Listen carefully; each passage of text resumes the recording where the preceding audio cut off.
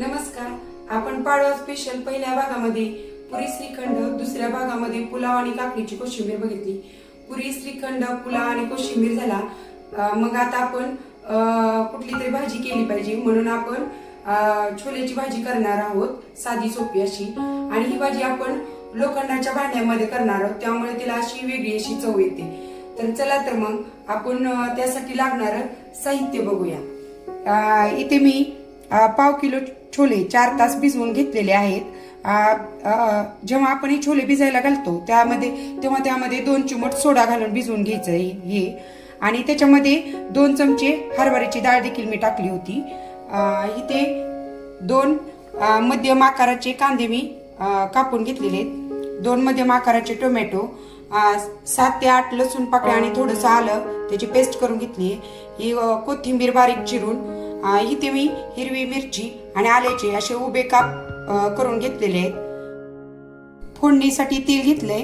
इथे मी अर्धी वाटी तेल घेतले, पण हे आपण गरजेनुसार वापरणार आहोत. फोडणीमध्ये घालण्यासाठी अर्धा चमचा हळद, मी हे 1 चमचा तिखट मिरची पावडर घेतली आहे. तुम्ही जास्त तिखट खात असाल तर तुम्ही वाढवू शकता. इथे मी जिरेपूड घेतलेली आहे 1 चमचा. हे जिरेपूड नेहमीपेक्षा मी थोडी वेगळ्या पद्धतीने केलेली आहे. काय करायचं, आपण नेहमी हलकंसं जिरं भाजतो आणि त्याची पूड करून घेतो.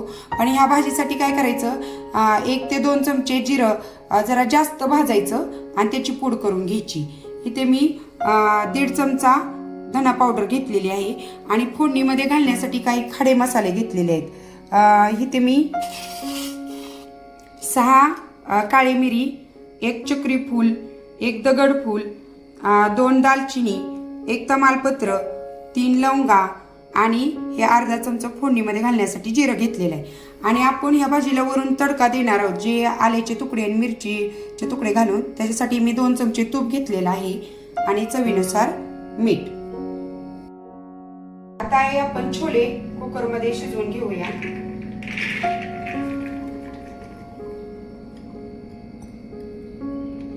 याच्यामध्ये आपण 1 चमचा मीठ घालणार आहोत आणि अगदी थोडीशी हळद.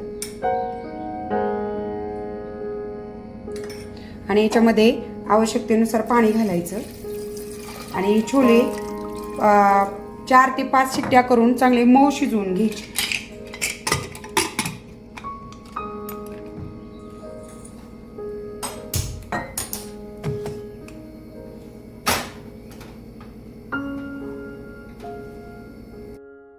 छोले शिजतायत तोपर्यंत ह्या भाजीच्या ग्रेव्हीसाठी आपण लोखंडाच्या तव्यामध्ये थोडंसं आपण जे कट करून घेतलेला कांदा आहे त्यातला थोडासा कांदा आणि थोडंसं टोमॅटो परतून घ्यायचंय. मी तव्यामध्ये अगदी 1 चमचा तेल घालते आणि ह्याच्या आपण जे कट करून घेतलेला कांदा आहे त्यातलाच थोडासा कांदा आणि थोडंसं टोमॅटो परतून घेणार आहोत आपण. आणि हे चांगलं भाजून घ्यायचं तांबूस रंगावरती.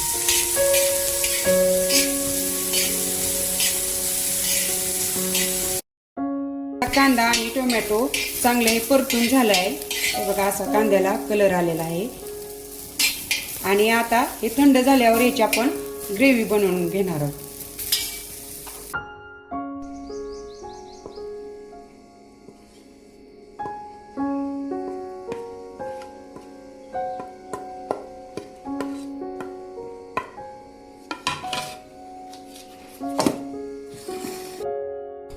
आपण जे कांदा आणि टोमॅटो भाजून घेतलं होतं त्याची मी अशी मिक्सरमध्ये बारीक पेस्ट करून घेतली.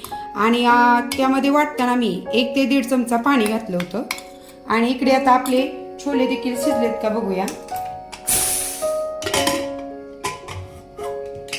आणि छोले कधी पण मऊ शिजवून घ्यायचे, म्हणजे भाजीला चव छान येते. हे बघा, असे मऊ शिजलेत आपले छोले. आता आपण भाजी बनवायला घ्यायची.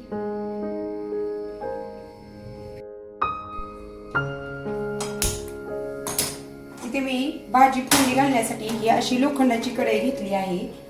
त्याच्यामध्ये आता आपण भाजी फोडणी घालणार आहोत.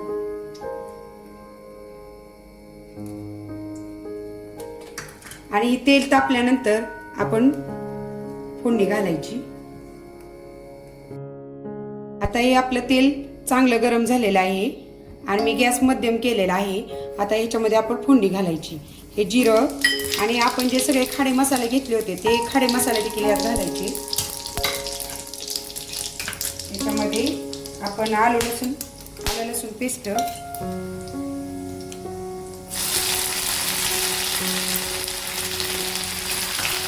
कांदा,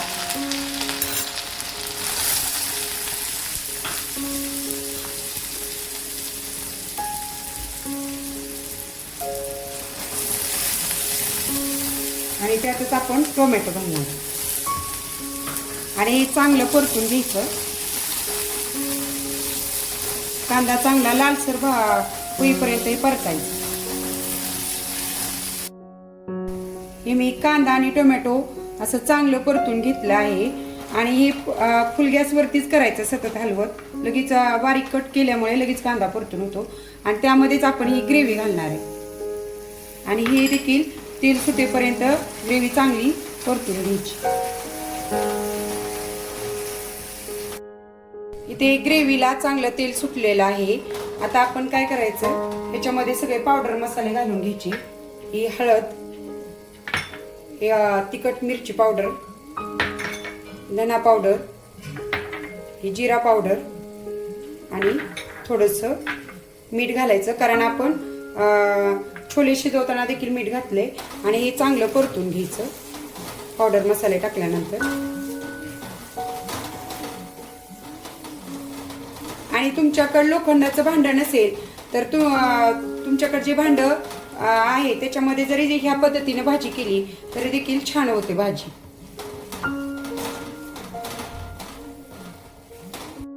हे पावडर मसाले देखील आपले चांगले ग्रेव्हीमध्ये मिक्स करून परतून झालेले आहेत आणि या लोखंडाच्या कढईमुळे या ग्रेव्हीला बघा असा काळसर रंग आलेला आहे, त्यामुळे त्याची चव देखील वेगळी लागते.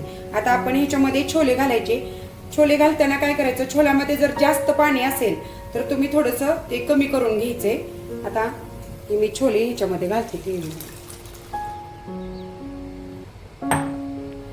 आणि हे छोले आता ग्रेव्हीमध्ये व्यवस्थित मिक्स करून त्याला उकळी आणायची.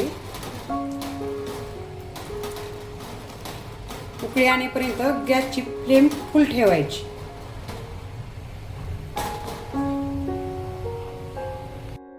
अशी चांगली उकळी आली. आता हे आपण 5 मिनिटं झाकून शिजवून घेणार आहोत, म्हणजे आपला रस्सा देखील घट्ट होईल. आता 5 मिनिटानंतर आपला रस्सा झालेला आहे आणि या छोल्यामध्ये घालतानाच कमी पाणी घालायचं, म्हणजे पुन्हा जास्त वेळ भाजी शिजवावी लागत नाही. हे बघा असं घट्ट झालंय. मी थोडंसं रसरशीत ठेवलंय, आमच्याकडे असंच आवडतं रसरशीत. जर तुम्हाला आणखी सुकी करायची असेल तर तुम्ही आणखीन ह्यातलं पाणी आटवलं तरी चालेल. यात आपली भाजी तयार आहे. इथे आपली भाजी तयार झाली. आता आपण ह्याच्यावर तुपाचा तडका घालणार आहोत. फोडणी पात्रामध्ये हे 2 चमचे आपण घेतलेलं तूप घालायचं.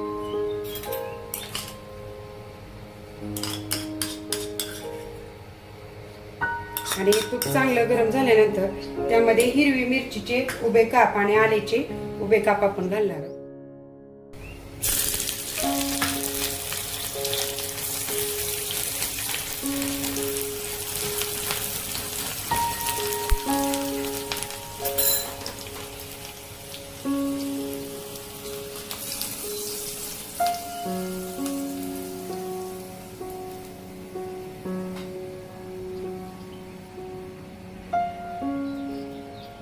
इथे आपला तुपाचा खमंग असा तडका देऊन झाला आहे आणि ह्याच्यावर आता आपण चिरलेली थोडीशी कोथिंबीर घालायची. अशा पद्धतीने ही आपली छोल्याची पुरीसोबत छोल्याची भाजी तयार आहे. खूप छान होते ही भाजी आणि पुरीसोबत खायला देखील थोडीशी रसरशीत ठेवली तर खूपच छान लागते. आता आपण टेस्ट करूया.